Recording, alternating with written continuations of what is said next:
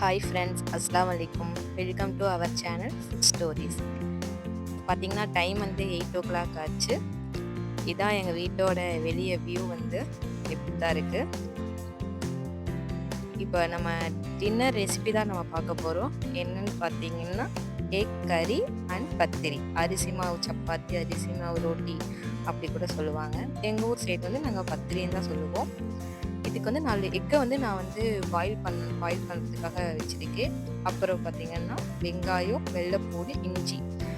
வெங்காயம் வந்து அதிகமாக நம்ம எடுத்துக்கணும். இஞ்சியும் பூண்டு வந்து நம்ம கம்மியாக எடுத்துக்கணும். வெங்காயம் அதிகமாக போட்டோம்னா நமக்கு வந்து நல்லாயிருக்கும், டேஸ்ட் வந்து நல்லாயிருக்கும். அதுக்காக வெங்காயம் வந்து அதிகமாக போட்டுக்கோங்க. அது கூடயே 1 டீஸ்பூன் சோம்பு, 1 டீஸ்பூன் பட்டை ஏலக்காய் பவுடர். பட்டை ஏலக்காய் பவுடர்னால் எங்கள் முஸ்லீம் வீட் சைட்லாம் பார்த்திங்கன்னா நாங்கள் இதுதான் பிரியாணிக்கெலாம் யூஸ் பண்ணுவோம். பட்டையும் ஏலக்காயும் வெயிலில் நல்லா காய வச்சு அது கூட கிராம்பு வேணால் போட்டுக்கலாம். நாங்கள் வந்து கிராம்பு போடாமல் தான் அரைச்சிருக்கோம், கிராம்பு வந்து தனியாக அரைச்சிருக்கோம். இது எவ்வளோ அளவுன்னு சொல்லி நான் அடுத்தடுத்த வீடியோவில் வந்து உங்களுக்கு அதை நான் சொல்கிறேன். இதெல்லாம் சேர்த்து ஒரு ஃபைன் பேஸ்ட்டாக இந்த அளவுக்கு நம்ம வந்து அரைச்சி எடுத்துக்கலாம். குறப்பாக அரைக்காதீங்க, இந்த மாதிரி நல்லா சாஃப்டாக அரைச்சிக்கோங்க. அப்புறம் பார்த்திங்கன்னா ஒரு வந்து தவா ஒன்று எடுத்து நான் வச்சுட்டேன். நல்லா ஹீட் பண்ணிக்கலாம். ஹீட் பண்ணிவிட்டு அதில் வந்து ஆயில் ஆட் பண்ணிக்கலாம். நான் என்ன ஆயில் ஆட் பண்ணியிருக்கேன்னா கோகனட் ஆயில் தான் ஆட் பண்ணியிருக்கேன். கோகனட் ஆயில் யூஸ் பண்ணிங்கன்னா நல்லா டேஸ்ட் வந்து நல்லாயிருக்கும். அந்த எக் கறியோட டேஸ்ட் வந்து அந்த கோகனட் ஆயில், அந்த ஸ்மெல்லு அதோட நல்லாயிருக்கும். நம்ம ஹெல்த்துக்கும் நல்லது தானே கோகனட் ஆயில். அதனால கோகனட் ஆயில் தான் அதிகமாக கோகனட் ஆயில் தான் யூஸ் பண்ணுவோம். நீங்களும் கோகனட் ஆயில் தான் எடுத்துக்கோங்க. இல்லை வேணான்னா நீங்கள் வேறு ஆயில் கூட யூஸ் பண்ணிக்கலாம். ஆனால் கோகனட் ஆயிலை செஞ்சோம்னா டேஸ்ட் நல்லாயிருக்கும். அது கூட வந்து நம்ம ஹீட் ஆயிடுச்சு. அது கூட அந்த நம்ம அரைச்சி வச்சுருந்தோம் பார்த்தீங்களா, இஞ்சி பூண்டு வெங்காயம் சோம்பு பவுடர், அந்த பட்டை ஏலக்காய் பவுடர், அந்த மிக்ஸை வந்து நம்ம இதை போட்டு நல்லா ஃபைனாக வதக்கி விட்டுக்கலாம். முட்டை அந்த பக்கம் பார்த்திங்கன்னா முட்டை வந்து நல்லா வெந்து வந்துருச்சு. அடுப்பை ஆஃப் பண்ணிக்கலாம். இதை வந்து நான் நல்லா வதக்கி விட்டுட்டு இது கூட வீட்டில் அரைச்ச கொழம்பு மிளகாத்தூள் 2 டீஸ்பூன் போட்டுக்கலாம்.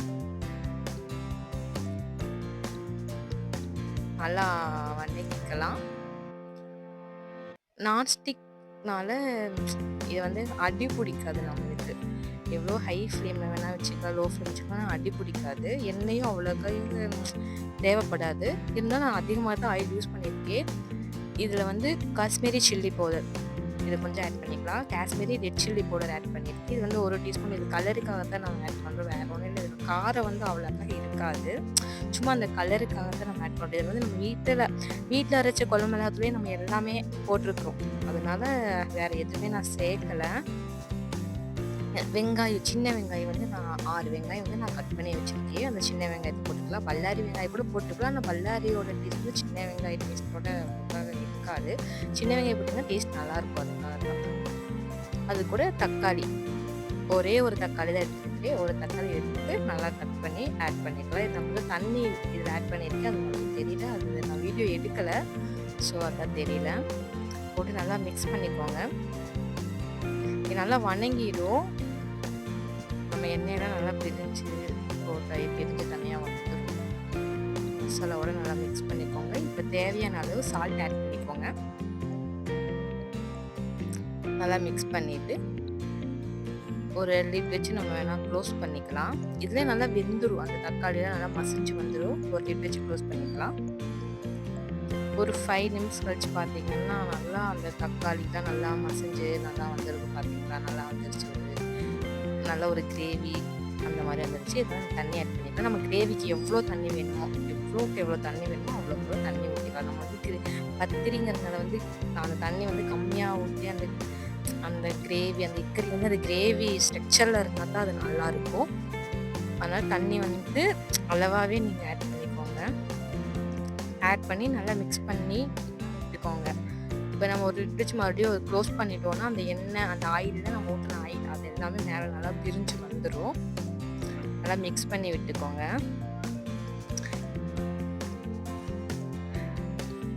நல்லா மிக்ஸ் பண்ணி விட்டுக்கோங்க.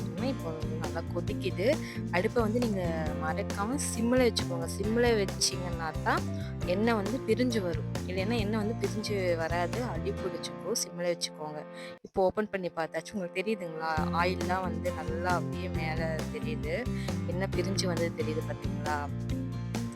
நல்லா எண்ணெய் பிரிஞ்சு வந்துருச்சு. இப்போ வந்து எக்கை வந்து நான் 4 எக் எடுத்து அதை வந்து நான் 8 பீஸஸாக கட் பண்ணியிருக்கிறேன். ஒரு எக்கை வந்து 2ஆ கட் பண்ணியிருக்கிறேன். நீங்கள் அப்படியே முழு எக்கு வேணால் அப்படி கீறி போட்டுக்கலாம், இல்லை அப்படி கீராம கூட போட்டுக்கலாம். ஆனால் இப்படி போட்டிங்கன்னா அந்த எக்கு கூட அந்த கிரேவி வந்து நல்லா மிக்ஸ் ஆகி கோட்டாகி வந்திருக்கும், நல்லாயிருக்கும் சாப்பிட்றதுக்கு. நீங்கள் இப்படி போட்டுக்கோங்க. இப்போ இப்படி போட்டு அடியிலையும் நல்லா மசாலா வந்து மிக்ஸ் ஆயிரும். இது இப்படி போட்டு நல்லா இது பண்ணிக்கலாம். நம்ம 4 பீஸஸாக கட் பண்ணிக்கலாம் ஒரு எக்கை வந்து. இப்படி வேணால் நம்ம பண்ணிக்கலாம், நம்மளோட இஷ்டம் தான். இப்போ க்ளோஸ் பண்ணி வச்சாச்சு. ஓப்பன் பண்ணி பார்த்தோம்னா நல்லா அந்த முட்டையோட அந்த ஒயிட்டோட கிரேவிலாம் நல்லா உள்ளே போய் நல்லா இருக்குது. இப்போ வந்து நம்ம திருவி போட்டுக்கலாம். மேலெல்லாம் மசாலா பிடிக்கும் பார்த்தீங்களா, அந்த எக்குள்ளெல்லாம் அந்த மசாலா போகணும், அந்த கிரேவி போகணும். அதனால் நம்ம திருவி போட்டுக்கலாம் எக்கை வந்து. நான் அந்த இது கரண்டியில் நீங்கள் இது பண்ணிங்கன்னா பண்ண முடியாது, உடஞ்சிரும் முட்டை. அதனால தான் நான் நான்ஸ்டிக் தவா வச்சுருக்கேன். தவா இருக்கிறதுனால அது கொஞ்சம் பெருசாக இருக்கிறதுனால நம்ம முட்டையெல்லாம் இப்படி திருப்பி போட்டுக்கலாம். இந்த கரண்டி யூஸ் பண்ணியும் நம்ம திருப்பி போட்டுக்கலாம். எந்த கரண்டி உங்களுக்கு ஈஸியாக இருக்கோ அதை நீங்கள் யூஸ் பண்ணி முட்டையெல்லாம் வந்து உடையாமல் நல்லா திருப்பி போட்டுக்கோங்க. உடஞ்சிச்சின்னா நல்லா இருக்காது, அந்த கிரேவி நல்லாயிருக்கும், ஆனால் பார்க்கறதுக்கு நல்லா இருக்காது. அதுக்காக தான், வேற ஒன்றும் இல்லை. யூஸ் பண்ணி நல்லா இதில் வந்து பச்சை மிளகா 2 பச்சை மிளகா வந்து நான் வந்து கட் பண்ணி வச்சுருக்கிறேன். அதை போட்டு மேலே மல்லித்தலை போட்டு இது பண்ணி வச்சுக்கலாம். இதையும் அதே மாதிரி க்ளோஸ் பண்ணி வச்சோன்னா அந்த பச்சை மிளகாயோட ஸ்மெல்லு, நம்ம கடைசியில் பச்சை மிளகா ஆட் பண்ணுறோன்னா அந்த பச்சை மிளகாயோட ஸ்மெல் வந்து நல்லாயிருக்கும். அதனால் பச்சை மிளகா வந்து கடைசியில் போட்டுக்கலாம், வணக்கும் போது போட வேணாம், நம்ம லாஸ்ட்டாக போட்டுக்கலாம். அந்த ஸ்மெல் வந்து சாப்பிட்றதுக்கு அவ்வளோ ஒரு நல்லா இருக்கும். அதுக்காகத்தான். இது மேலே வந்து நான் கஸ்தூரி மெத்தி போடுறேன். கஸ்தூரி மெத்தி உங்களுக்கு தெரிஞ்சுன்னா நீங்கள் போட்டுக்கோங்க, இல்லைன்னா நீங்கள் அப்படியே விட்டுக்கலாம். இதில் வந்து பட்டர் போட்டோன்னா நல்லாயிருக்கும். அப்படியே நம்ம வெளியே வந்து ரோட்டிக்கு பன்னீர் பட்டர் மசாலா அந்த மாதிரிலாம் சாப்பிட்டுக்கலாம். அந்த மாதிரி இருக்குது, எக் பட்டர் மசாலா மாதிரி இருக்குது. நம்ம எக் போட்டோன்னா எக் பட்டர் மசாலா தான் இது. நான் இது போட்டோம்னா பன்னீர் போட்டோம்னா எக் பன்னீர் மசாலா தான். என்கிட்ட பன்னீர் இல்லாதனால நான் பன்னீர் போடலை. அதனால் நான் ஆயில் வந்து கோகனட் ஆயில் யூஸ் பண்ணி அதிகமான எண்ணெய் யூஸ் பண்ணியிருக்கேன். அதனால் நான் பண்ணிட்டேன். என்கிட்ட இல்லை, அதனால் நான் போடலை. ஓகேங்களா, உங்களுக்கு இருந்தால் நீங்கள் போட்டுக்கலாம். போட்டிங்கன்னா டேஸ்ட் வந்து இன்னும் நல்லாயிருக்கும். அதுக்காக தான் போட்டு பார்த்தீங்கன்னா நம்மளோட எக் கறி வந்து ரெடி ஆயிடுச்சு. இவ்வளோதான், சிம்பிள் தான். நீங்கள் வீட்டில் வந்து ட்ரை பண்ணி பாருங்கள். நான் என்ன மெத்தடில் சொன்னேனோ அதே மாதிரி எல்லாமே போட்டு ட்ரை பண்ணி பாருங்கள். இப்போ வந்து பத்திரிக்கு வந்து நம்ம வந்து தண்ணி வந்து நல்லா பாயில் பண்ணணும்.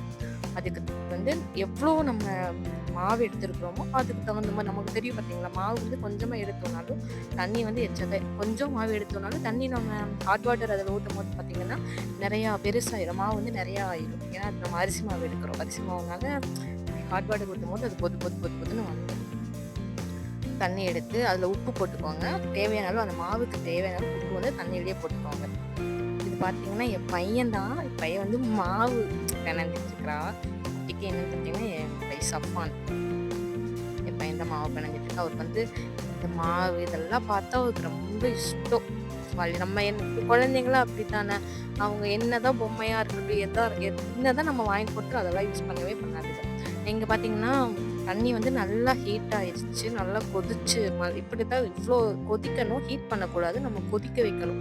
கொதிக்க வச்சாதான் அந்த பத்திரி வந்து நல்லா வரும் நம்மளுக்கு. அதில் வந்து கோகனட் ஆயில் வந்து ஆட் பண்ணியாச்சு. மாவில் ஊற்றக்கூடாது, நம்ம ஆயில் ஊற்றினா தான் அந்த வாட்டரில் வந்து நம்ம கோகனட் ஆயில் ஊற்றினா தான் அது மாவு நம்ம பிணையும் போது அதுக்குள்ளே ஃபுல்லாக வரும். தேவையான அளவு எவ்வளோ வேணுமோ அந்த கொஞ்சம் கொஞ்சமாக ஊற்றி நம்ம பிணைஞ்சிடணும். ஓர்ஸாக ஊற்றிடக்கூடாது, கொஞ்சம் கொஞ்சமாக ஊற்றி தான் நம்ம பிணையணும். அப்போ தான் நல்லாயிருக்கும். அந்த மாவு வந்து சப்பாத்தி அந்த ரோட்டி தேய்க்கிற மாதிரி அது வரும், கன்சிஸ்டன்சிக்கு அது வரும். இல்லையா ரொம்ப எச்சாயிட்டாலும் மறுபடியும் மாவு போடணும், மறுபடியும் தண்ணி ஊற்றணும், அது ரொம்ப ஒரு மாதிரி ஆயிடும். அதனால் வந்து தண்ணி வந்து பார்த்து கொஞ்சம் கொஞ்சமாக ஊற்றிக்குவாங்க. எச்சா போயிடுச்சுன்னா தான் தப்பு. கம்மியாக போச்சுன்னா கூட நம்ம மீண்டும் வேணும் ஊற்றிக்கலாம். ஊற்றிக்கோங்க, ஊற்றி நல்லா பிணைஞ்சிக்கோங்க.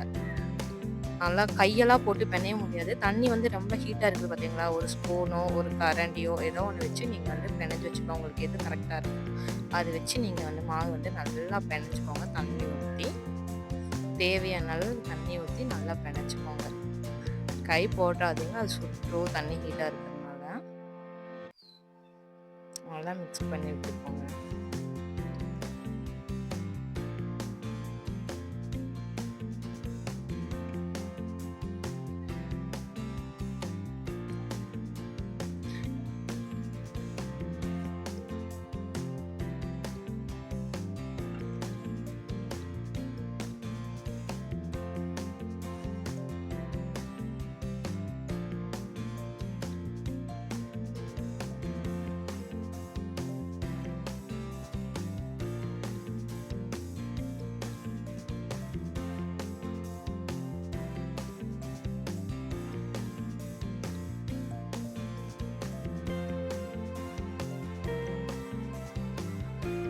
பார்த்தீங்கன்னா, நல்லா அந்த ரோட்டிக்கு தேவையான அந்த பத்திரி ரொட்டி அந்த மாரி அதுக்கு தேவையான அளவுக்கு நமக்கு மாவு வந்து தண்ணியும் நம்ம கரெக்டான அளவு ஊத்துனாலே இப்படி கிடச்சிரும். இல்லைன்னா ரொம்ப கொழ கொழன்னு போயிரும்.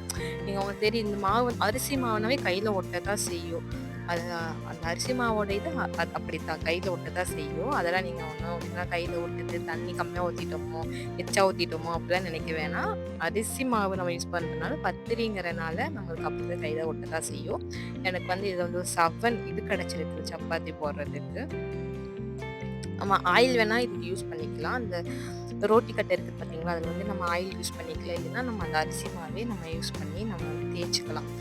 இதோடது பார்த்தீங்கன்னா, இப்ப இந்த பத்திரிக்கு வந்து நம்ம தேய்க்கும்போது வந்து அந்த சேஃப் வந்து கரெக்ட்டா வராது. நம்ம அரிசி மாவு யூஸ் பண்ணியிருக்கனால அது கரெக்ட்டா வராது. இதே மைதா மாவு, கோதுமை மாவு அந்த மாதிரி இருந்துச்சுன்னா, அந்த ரவுண்ட் ஷேப் வந்து நம்மளுக்கு கரெக்ட்டா கிடைச்சிரும். இதில வந்து கிடைக்காது. அதனால நாங்க வந்து ஆயில் யூஸ் பண்ணி தான் இப்ப தேய்ச்சுட்டுருக்கோம். உங்களுக்கு பார்த்தாவே தெரியும். மாவு வேணா போட்டுக்கலாம், ஆயில் வேணா யூஸ் பண்ணிக்கலாம். ஒண்ணும் பிரச்சனை இல்ல. மாவு போட்டாலும் நல்லா வரும். ஆயில் நம்ம ஊத்தி தேய்ச்சாலும் நல்லா தான் வரும். எது வேணா நம்ம யூஸ் பண்ணி தேய்ச்சுக்கலாம். இந்த சேஃப் வந்து ஒழுங்கா வராது. பயக்க வேணாம். அதுக்கு நம்ம டிஃபன் பாக்ஸ் மூடி, அந்த கட் பண்றது, அந்த சேஃப்க்கு அந்த ரவுண்ட் ஷேப் வரதுக்கு என்ன கட் பண்ணணுமோ அத எடுத்து நீங்க கட் பண்ணி நாங்க வந்து டிஃபன் பாக்ஸ் மூடி எடுத்து தான் அந்த அச்சு வச்சு நாங்க கட் பண்ணோம். பார்த்து நம்ம வந்து அந்த சப்பாத்தி கட்டிலேருந்து எடுக்கும்போது பார்த்து சேஃபா எடுக்கணும். பிஞ்சிரும். ரொம்ப வேகமா அப்படிலாம் எடுக்க முடியாது இதில வந்து. ஆனா சாப்பிடுறதுக்கு பார்த்தீங்கன்னா, அவ்ளோ ஒரு டேஸ்ட்டா அவ்ளோ நல்லாருக்கும். நீங்க வேணா ட்ரை பண்ணி சாப்பிட்டு பார்த்துட்டு சொல்லுங்க. அவ்ளோ டேஸ்ட்டா இருக்கும். என்னோட ஒன் ஆஃப் த ஃபேவரட் ஃபுட்னே சொல்லலாம். எனக்கு அவ்ளோ பிடிக்கும். இதுக்கு வந்து சிக்கன் கிரேவி, அம் பன்னீர் பட்டர் மசாலா இந்த மாதிரி என்ன வேணா அந்த கிரேவி ஸ்ட்ரக்சர்ல என்னென்ன இருக்கோ அந்த மாரி வச்சு சாப்பிடலாம். நல்லாருக்கும். மத்தபடி இந்த குழம்பு அந்த மாரி இதுக்கெல்லாம் அவ்வளோக்கா நல்லா இருக்காது. இந்த கிரேவிக்கு இந்த கிரேவி ஐட்டத்துல எப்படி வேணா வச்சு சாப்பிடலாம். வந்து ஒரு தோசை கல் எடுத்து வச்சாச்சு. அதில ஆயில் ஊத்தி நான் எல்லாத்துக்குமே நான் கோகனட் ஆயில் தான் யூஸ் பண்ணியிருக்கேன். பட்டர் வேணா பட்டர் போட்டுக்கலாம். ஆயில் யூஸ் பண்ணி அதில ரோட்டி போட்டு நல்லா பத்து சுட்டு எடுத்துக்கலாம்.